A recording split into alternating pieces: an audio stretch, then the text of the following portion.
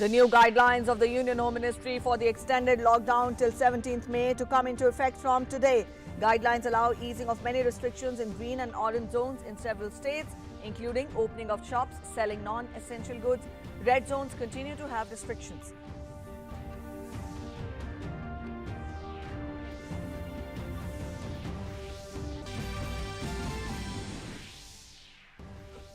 Centre writes to states saying movement of only stranded persons has been allowed and not of those residing normally at places other than native places for purposes of work. Inter-district movement within the state continues to remain restricted.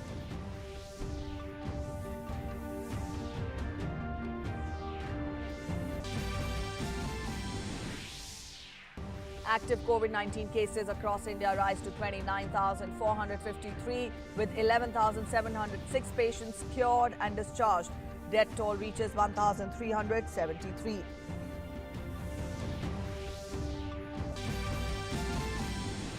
Prime Minister Modi to participate in non-aligned movement summit through video conferencing today. The summit will discuss and decide on the enhanced coordination of the member states in their fight against COVID-19 pandemic.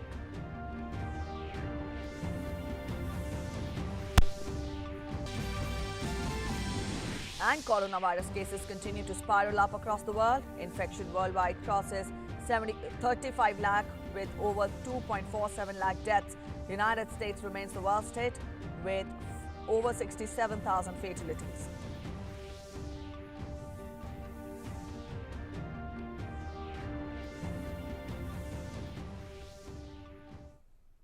Hello, you're watching DD News and I'm Preeti presenting the bulletin. Our top story first. The central government on Friday issued guidelines for extended lockdown restrictions after classifications of districts into red, orange and green zones based on the COVID-19 risk profiling. During the extended period of lockdown, many activities have been allowed in orange and green zone, while red zone sees a limited opening for providing essential services. Up next, we'll take a close look at all the guidelines for the three zones. Individual vehicles will be allowed only for permitted activities with a maximum of 2 persons in four-wheelers, while two-wheelers are allowed without a pillion rider. In case of industrial activities, manufacturing units of essential goods, drugs, pharmaceuticals, medical devices are allowed to operate. Workplaces need to follow social distancing guidelines with staggered shifts. Construction activities in urban areas limited to in-site construction. Shops in urban areas for non-essential goods cannot operate in malls, market and market complexes. However, standalone shops, neighborhood shops and shops in residential complexes are permitted to remain open. E-commerce activities have been permitted for essential goods. Private offices can operate with up to 33% strength. In the national capital, Delhi, the third phase of a nationwide lockdown has begun with considerable relaxations. However, curbs will continue in the containment areas. The Delhi government on Sunday announced that it will be implementing all lockdown relaxations proposed by the Ministry of Home Affairs from 4th of May. As per the latest guidelines, Delhi government offices engaged in essential services will function with full strength, while private offices can operate with up to 33% strength. However, suspension of travel by flight, metro and bus will continue in the national capital. Schools, malls, gyms and social, political, cultural and sports gatherings will also remain banned. Delhi on Sunday registered its highest single-day spike in the COVID-19 cases with 427 new infections. However, no fresh death due to COVID-19 was reported. And as the nation entered into the third phase of lockdown, in which several measures have been taken to ease the restrictions as per the zones allotted to various districts, people in Himachal Pradesh's Shimla came out to buy essential items.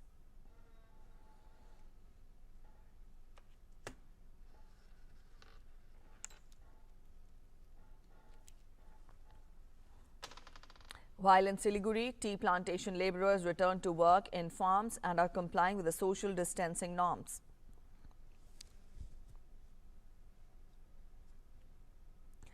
Markets in Kerala's Mamallapuram also reopened, while people here are also seen following the rules of social distancing.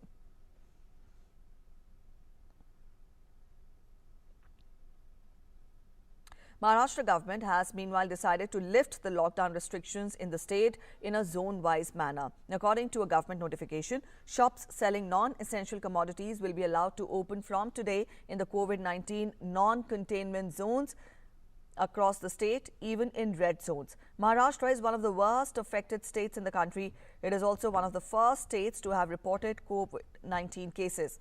Maharashtra has categorized Mumbai Metropolitan Region, that is MMR, Pune Metropolitan Region as PMR, and Malegaon regions ahead of the other red zones in the state. Now, these places are marked as even more sensitive than red zones. Our correspondent Yogesh Kumar files a ground report from Mumbai. This is Marine Drive, which is one of the big landmarks and also tourist places in the city for the people who are coming from the other states and also the local Mumbaikars, because they spend good times here, especially some college students, because many colleges are just around this area. So you can see this time this is completely vacant place. This is completely an empty place, and not only Marine Drive but also Worli Ceiling, the other Ceiling, and also there are some places where people generally gather now have turned completely vacant. So this is the visuals you can see, and this also shows that how lockdown is being implemented in the city of Mumbai, because we know the cases in the city of Mumbai are already on the rising, and also not only in the city but also in Maharashtra. Authorities are deeply concerned, and they are trying hard to ensure that the numbers don't go up, and the guidelines that have been laid down by the center, by the state, and also by the municipal corporations, and also some directions by the Bombay High Court time to time on different PILs. So the administration are basically trying to implement all those circulars, guidelines, and the directions by the different authorities. You can see behind me there is a police check post. Police are just keeping a close tab on the people. They are just going around. There is a bus coming on this way. So police are basically checking that there is no vehicles who are not permitted, who are not from the essential services. They don't work at this time. So basically there are a number of checkposts have been set up on this particular coastal road from the NCPA to the Girgaon Chowpatty. So just trying to ensure that number don't go up, because the rising number in Maharashtra and the city of Mumbai has been a major concern, and that is basically the things the government is working on currently right now. With my colleague Suresh Kali, this is Yogesh Kumar reporting from Mumbai for DD News. And up next, we'll take a look at the latest COVID-19 updates from the country. As of today morning, active COVID-19 cases across India stand at 29,453, with 11,706 patients cured and discharged, while the death toll has reached 1,373. The recovery rate is improving, which is now 26.59%. The doubling rate is also improving. In the last 3 days, the doubling rate is 12 days. In the last 7 days, the doubling rate stands at 11.37 days, while for the past 14 days, it is 10.4 days. As many as 20 central public health teams from the Ministry of Health and Family Welfare have been formed and are being sent to 20 districts that are reporting the maximum number of COVID-19 cases in the country. The centre has deployed 20 public health teams to assist 10 states in the fight against COVID-19. Each team consists of 2 members, and it will assist states in COVID-19 management. 20 central public health teams have been deployed across 20 districts in 10 states, while 3 teams each will be sent to Andhra Pradesh, Maharashtra and Gujarat. 2 teams each have been earmarked for Delhi, Uttar Pradesh, Madhya Pradesh and Rajasthan. 1 team each will go to Telangana, Tamil Nadu and West Bengal. Now, the teams shall report to senior state government officials and assist state health departments in implementation of containment measures for COVID-19 in the affected areas within the designated areas. These teams shall be deployed till further orders and will submit reports to senior officials of the respective states. Ministry of Home Affairs has allowed movement of migrant workers, students, pilgrims who are stranded in different parts of the country. Home Secretary Ajay Bhalla yesterday wrote a letter to the Chief Secretaries of the states clarifying that the order regarding movement of persons amid lockdown is not extended to those categories of persons who are otherwise residing normally at places other than native places for purposes of work, and those who wish to visit their native place in normal course. In order to ensure faster resolution of the complaints and issues of the drivers on passage of goods carriers for interstate movement, including empty trucks across the country during lockdown, the spokesperson of Ministry of Home Affairs has tweeted, and I quote, MHA control room functioning round the clock to monitor pan-India efforts to fight COVID-19. Now, 1930 and 1033. These are the helpline numbers, and these can be utilized for resolving issues of drivers and transporters regarding smooth movement of goods carriers, including empty trucks on national highway. I again repeat, the helpline numbers are 1930 and 1033, and these helplines are to resolve the issues of drivers and transporters. Shramik trains are being operated by the Indian Railways for migrant workers. Now, one such special Shramik Express departed from Nagpur in Maharashtra last night, carrying 1,100 migrant labourers. A large number of police forces were deployed to strictly follow the social distancing norm. It is noteworthy that migrant labourers are slowly moving from Maharashtra to their destination through special trains. The trains are scheduled. Now, this particular train, in fact, is scheduled to reach Lucknow.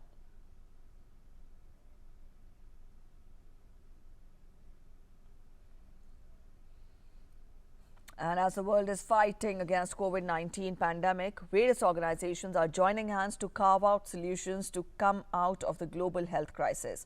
The non-aligned movement is set to hold summit-level meeting today evening. Prime Minister Narendra Modi will also address the meeting. The online meeting will focus on the fight against COVID pandemic. The virtual meeting will be chaired by Azerbaijan President.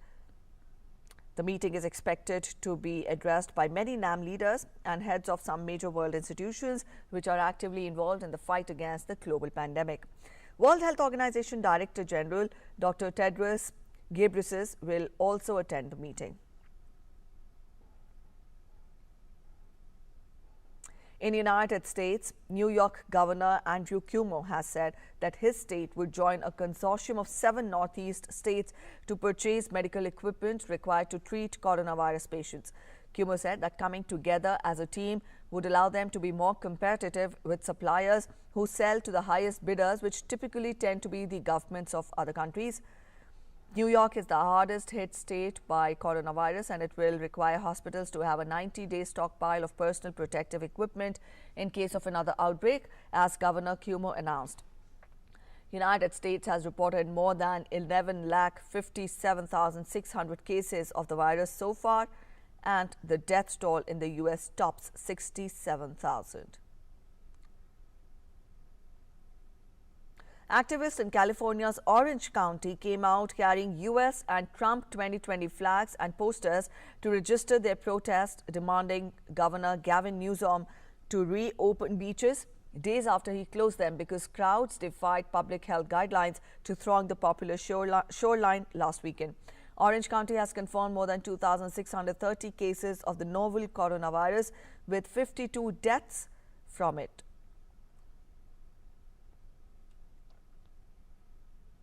U.S. President Donald Trump expressed confidence that coronavirus vaccine would be available by the end of 2020. Trump, in a television interview, said that U.S. government is putting its full power and might behind remdesivir. Now, this is the drug that has shown early promise as the treatment for the disease caused by the new coronavirus. He also said that his administration was pushing hard for remdesivir to be available by the end of the year. Scientists around the world are currently racing to develop such a vaccine, but most experts expect that it will only be ready for mass distribution sometime in 2021. We are very confident that we're going to have a vaccine at the end of the year. By the end of the year, have a vaccine. We're going to lose anywhere from 75, 80 to 100,000 people. That's a horrible thing. We shouldn't lose one person over this. This should have been stopped in China. It should have been stopped. But if we didn't do it, the minimum we would have lost is 1.2 million, 1.4 million, 1.5 million. That's the minimum. We would have lost probably higher than, it's possible, higher than 2.2. Canadian Prime Minister Justin Trudeau has promised additional funding for mental health care services and coronavirus research. He said that he understands the stress caused by shutdown of businesses across the country and also orders to stay inside. He also announced that Ottawa would spend 240 million Canadian dollars to help develop virtual mental health tools to deliver support digitally.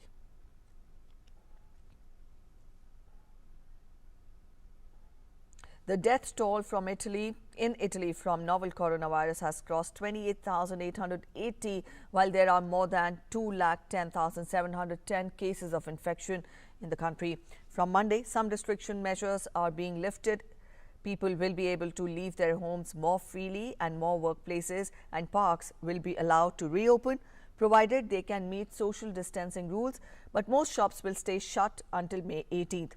Schools, cinemas, theatres, museums and hairdressers remain shut and will be reopened at staggered future dates. In UAE's business and tourism hub, Dubai, some of the malls, dine-in restaurants and cafes have partially resumed operations with limited capacity. Despite the relaxation on malls and restaurants, shoppers have been reluctant to return, with many residents also fasting during the holy month of Ramadan.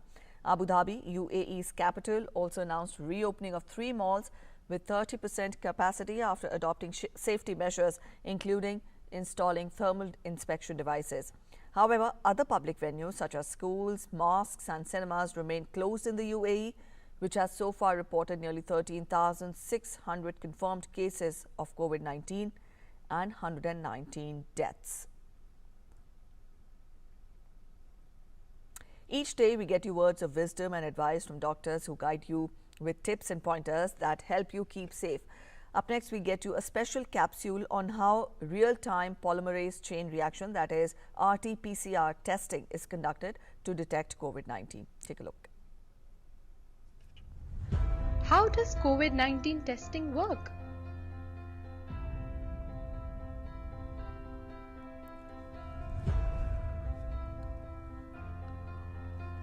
There are different techniques to detect novel coronavirus in the body, but the one which is widely accepted is RT-PCR. RT-PCR, or reverse transcription polymerase chain reaction technique, is being used to detect SARS-CoV-2. The first step of the RT-PCR test is to collect samples. The sample is collected from the nose or throat of a suspected person. The second step involves extracting viral RNA from the sample.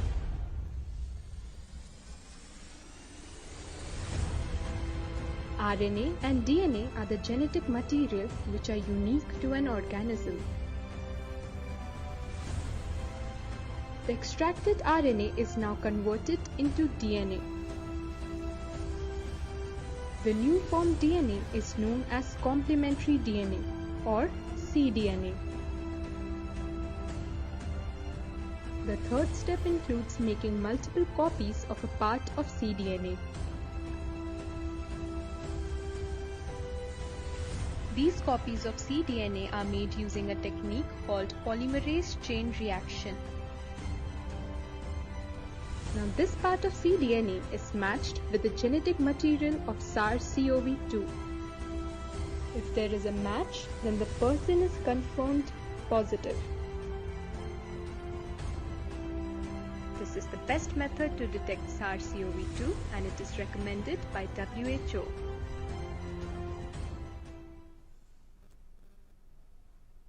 So that was the best way of testing COVID-19. And the Indian Air Force, Army and Navy joined hands to express their gratitude to the healthcare workers, police forces, also the other frontline workers in the battle against COVID-19 pandemic. To show their support to the COVID-19 warriors, flypasts, lit up ships and musical tributes by army bands outside hospitals took place across the country yesterday. Let's take a look.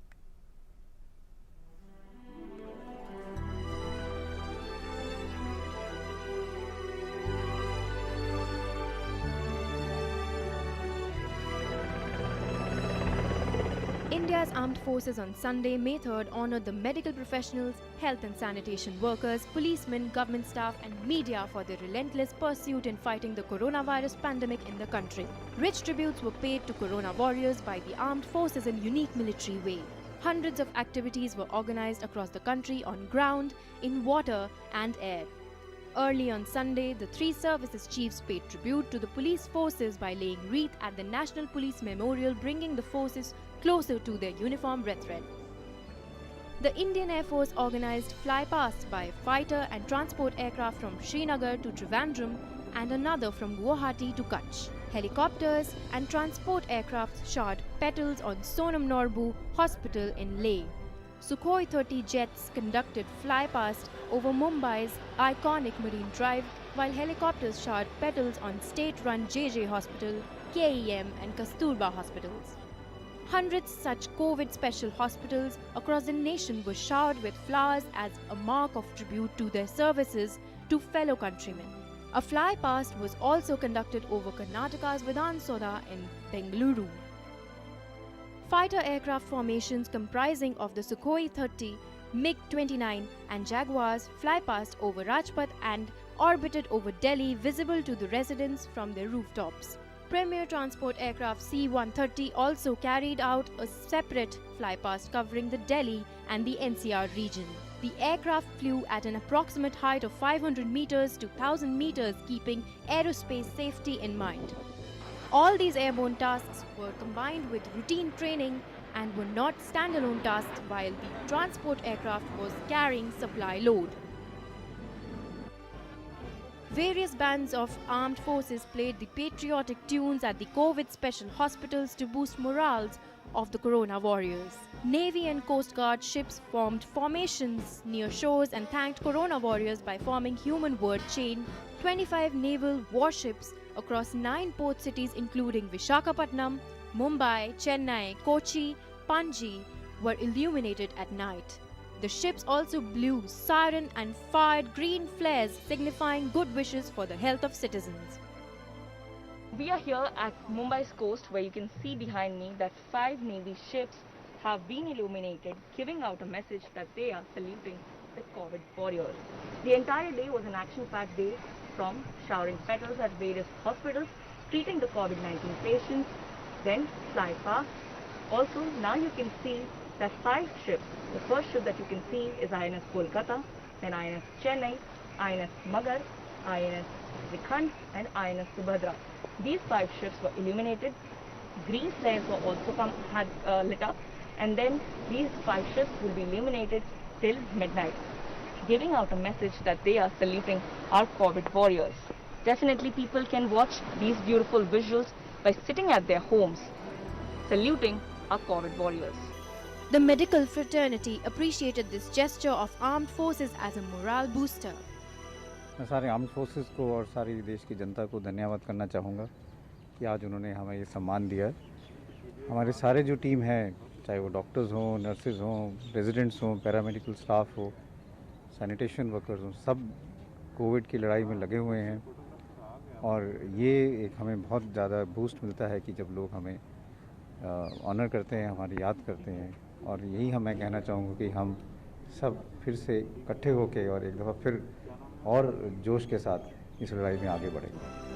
The whole country enjoyed this rich salute and poured wishes to Corona warriors, truly strengthening their resolve and infusing more energy in fighting against the coronavirus pandemic.